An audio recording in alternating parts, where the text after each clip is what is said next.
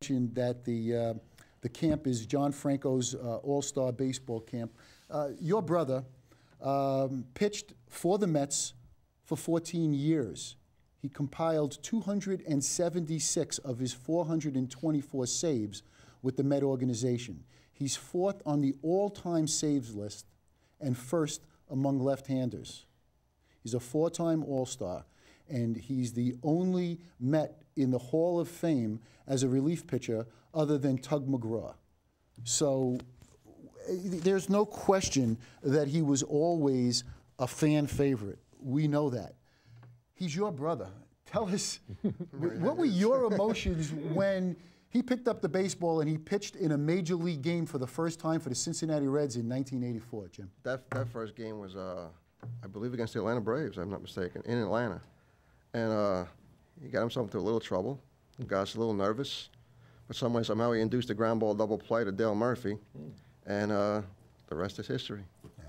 But, you know, as you know, you're sitting as being a family member, as a sibling, as a brother, how, you know, pride you must have felt, and, yes. and probably, and nervous, as probably your heart was kind of pounding out of you. Scary, out of your yeah, shirt. Scary, very scary. But it was emotional. It was a lot of years of hard work.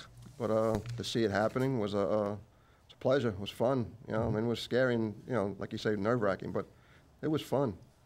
You know, one of the amazing things, Jim, is that you've been running the baseball camp for 21 years now. Yes. So tell us, if you will, and we're going to go over to our next graphic, G3, how did it come about? How did you start a baseball camp? Well, we had done some camps in Cincinnati with my brother when he was with the Reds. And basically, Bobby, and we were in Cincinnati in '93 doing another camp for another player, because John was already with the Mets. And John had come over to Bobby and I, my partner, Bobby Nappo, and we had talked about doing a camp in New York. And we sat down, we put the together. In late July of 1994, we started our first year. Just by word of mouth, we went up with 97 kids. Wow, 97 kids. Yeah. You know, we have a graphic up, and you're standing alongside Coach Bobby Nappo. Tell us about him and how you kind of met and, you know, his background. Bobby and I have been friends for well over 40 years. We were the first friends that we ever met in high school, Lafayette High School in Brooklyn. And we've been through a lot of good things together. I think we've got a lot of good times, a lot of bad times, but we partnered up with this baseball camp that we're doing right now. I was his assistant coach when he was at Canarsie High School back in 1984, which is a long time ago.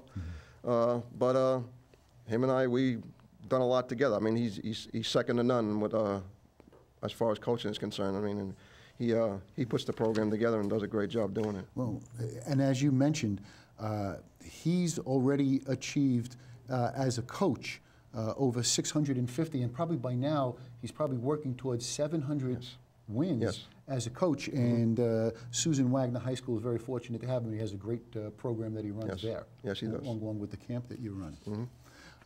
What is it about Lafayette High School? I mean, not only, you know, John Franco, but I mean, you know, all the way down the line, yeah. I mean, there's so many athletes and celebrities that came from that school. I mean, when you want to talk about left-handed pitchers, I mean, as great as your brother is, he has to take a back seat to Sandy Koufax of all things, right? Talk about, talk about living in the shadows. Wow. Yeah, Sandy Koufax. Yeah, Sandy. My brother met Sandy, knows him pretty well when his days with the Dodgers when he first got signed, and you know, Sandy was an integral part of his growing through the organization as well. Great guy. Good friends with Phil Drupon, in fact, too. Yeah. Yeah. Mm-hmm. We'll go over to our next graphic because, again, it's G4. Your camp, when you work with it's not easy to work with children, to work with young athletes. And just to explain a little bit further, John Franco's All-Star Camp is for boys and girls aged 6 to 13, and it's located at Mid-Island Baseball Complex on Staten Island, the intersection of Victory Boulevard and Travis Avenue. Mm-hmm. It's not easy to coach kids. No. At what point did you feel that you had this, you know, desire to be a coach? Well, it's so much of coaching. It's just about taking a step back from being a coach and hiring the guys who can do the job. Okay. All right. All the guys that we have involved in our program, or most of our guys, are basically high school and college level. and our counselors are too.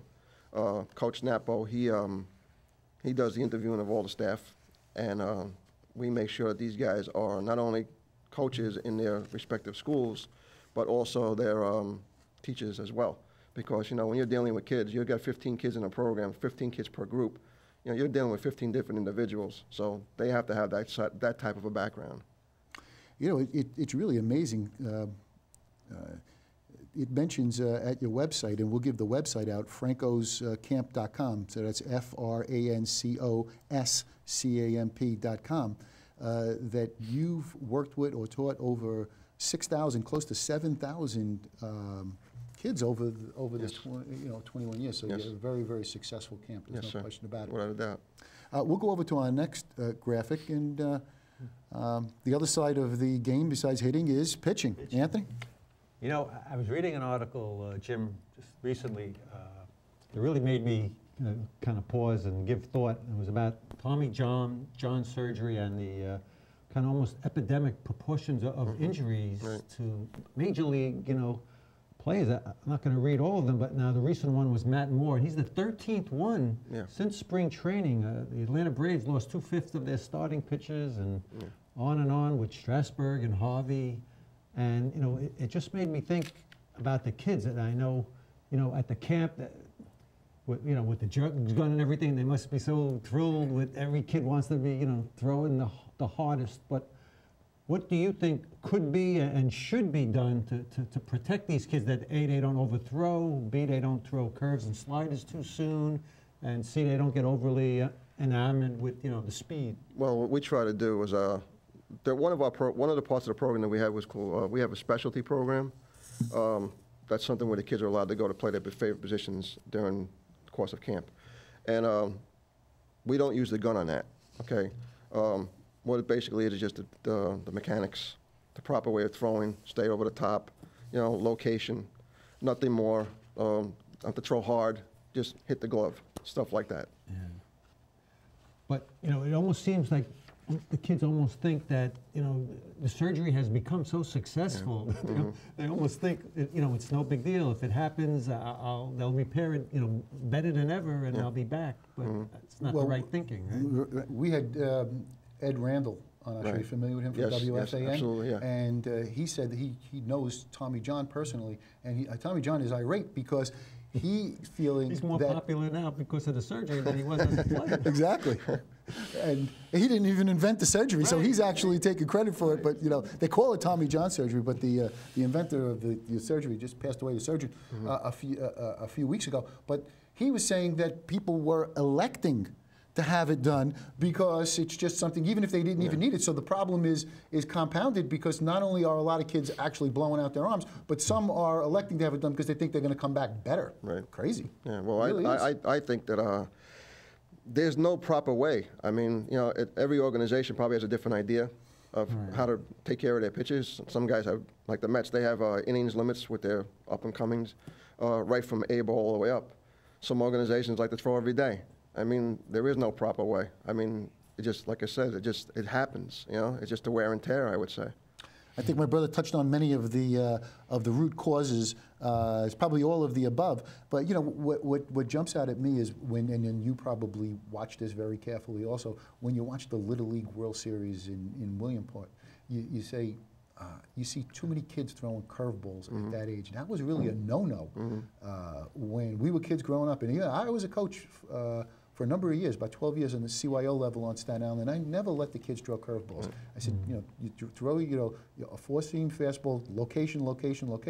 You want to get, cute a little bit, just choke the ball a little bit, throw a bit of a palm ball. That's it. Change your speed and everything like that. But somebody, I don't know if it's the coaches or the parents, that they think, they want to get ahead of themselves, but they're not doing anyone any favor, especially their child. Well, first of all, the Little League World Series, I mean, when you got a 12-year-old kid, I mean, I've seen 8- and 9-year-olds play actual baseball rules, where you can actually steal a base and, hold a run. They play the game correctly. The Little League World Series is a little different, I guess you can say. You can't go till the ball gets past the catcher, the batter rather, and you're not allowed to steal a base. You can't advance on a wild pitch. I mean, but yet you see these kids throwing from a certain amount of distance, breaking a breaking ball every other pitch. And the ironic part is that the guys who announce the games are people who played in the major leagues, like Oral Hershiser did it one time, and I see him sitting there. You would think if I was sitting back there as an ex-major league player, I would say, why are they throwing those on every other pitch? Yeah, it really is hard to believe, but I think that is a big part of it. We'll go over to our next graphic if we can. It would be G6, and you do a lot of video counseling. You do have the radar gun, so it kind of gets high tech, no? Yeah, absolutely. Tell us about that. We take the kids during their, what we do is that we make the kids hit, okay? Every kid gets individually videotaped. And after we finish doing all that with the group of kids, the very next day or the same day, we take the kids in the back, we put the tape in, and the coaches go through all of the stuff that they're doing that they need to correct. And we do that with every age group, even the younger ones. To further my brother's point about safety, it's really nice to note that many of your coaches are certified in first aid, CPR, AED, Right. and it's a fully insured baseball camp. Yes, it is. Yes, it is.